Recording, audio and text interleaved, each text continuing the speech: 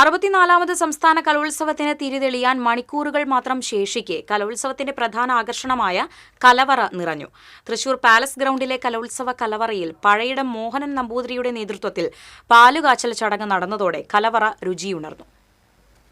ചൊവ്വാഴ്ച ഉച്ചതിരിഞ്ഞ് 3-ന് നടന്ന പാലുകാച്ചൽ ചടങ്ങിൽ വിദ്യാഭ്യാസ വകുപ്പ് മന്ത്രി വി ശിവൻകുട്ടി, റവന്യൂ വകുപ്പ് മന്ത്രി K Rajan, mayor Niji Justin, പൊതുവിദ്യാഭ്യാസ director NSK Umesh, DD PM Balakrishnan, MLA-മാരായ NK അക്ബർ, സനീഷ് കുമാർ ജോസഫ്, ജില്ലാ കളക്ടർ അർജുൻ പാണ്ഡ്യൻ, വിദ്യാഭ്യാസ വകുപ്പിലെ ഉദ്യോഗസ്ഥർ, അധ്യാപകർ, ഭക്ഷണ കമ്മിറ്റി അംഗങ്ങൾ തുടങ്ങിയവർ സന്നിഹിതരായിരുന്നു.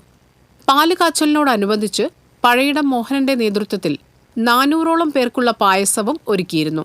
ചൊവ്വാഴ്ച രാത്രി 7 മുതൽ കലോത്സവത്തിൽ പങ്കെടുക്കുവാൻ എത്തിയവർക്ക് ഭക്ഷണം വിളമ്പിത്തുടങ്ങും. 4000 മുതൽ 5000 പേർക്ക് വരെ ഒരേ സമയം ഭക്ഷണം കഴിക്കാനുള്ള സംവിധാനമാണ് കലവറയോട് ചേർന്നുള്ള പാലസ് ഗ്രൗണ്ടിലെ ഭക്ഷണപ്പുരയിൽ ഒരുക്കിയിരിക്കുന്നത്. ഒരു ദിവസം 60,000-ഓളം പേർക്ക് ഭക്ഷണം ഒരുക്കും.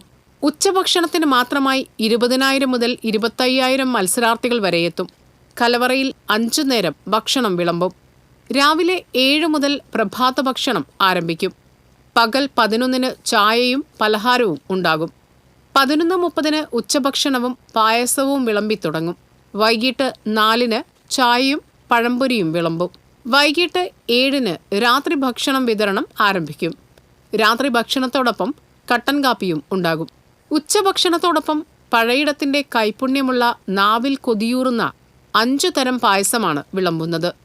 ഓരോ ദിവസവും മാറി മാറി ഗോതമ്പ് പായസം, പാൽപ്പായസം, പരിപ്പ് പായസം, അടപ്രഥമൻ, പഴപ്രഥമൻ എന്നിവയാണ് വിളമ്പുക. ഉച്ചഭക്ഷണത്തിനൊഴികെ ഓരോ നേരവും വ്യത്യസ്തമായ ഭക്ഷണങ്ങളാണ് ഒരുക്കുന്നത്. പൂർണ്ണമായും വെജിറ്റേറിയൻ ഭക്ഷണമായിരിക്കും കലവറയിൽ ഒരുക്കുന്നത്. ഹരിതചട്ടം കർശനമായി പാലിച്ച് കലോത്സവം നടത്തുന്നതിനാൽ വാഴയിലയിലായിരിക്കും ഭക്ഷണം വിളമ്പുക.